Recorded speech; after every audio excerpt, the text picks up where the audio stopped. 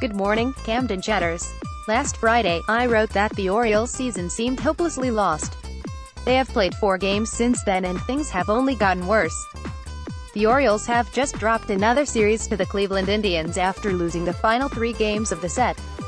In Monday's finale, the O's were held to 1 or no runs for the 7th time this year.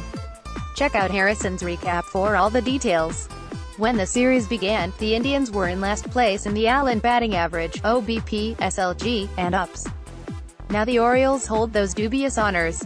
The Orioles are now 1-6 in their 7th series this year. They've won as many games at Yankee Stadium as they've won at all other ballparks combined, including Camden Yards.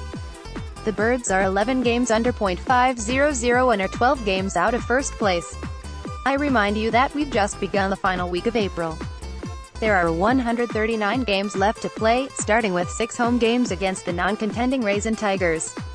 An optimist would tell you that there's plenty of time for the Orioles to turn things around. A cynic would warn that there's plenty of time for things to get much, much worse. I think I know which side of the coin I fall on. Link's Gausman gem wasted in 2-1 loss. Beckham update in quotes, School of Rock. The good news, Kevin Gausman pitched a gem. The bad news, Tim Beckham left the game with a sore groin.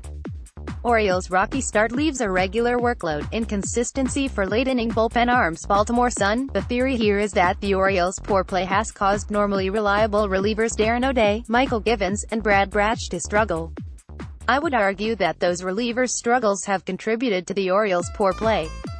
Zach Britton of Baltimore Orioles throws off mound. Pretty big. ESPN. Zach Britton, rehabbing an Achilles injury, may be ready to reinforce the bullpen by late May. It might be too late to matter.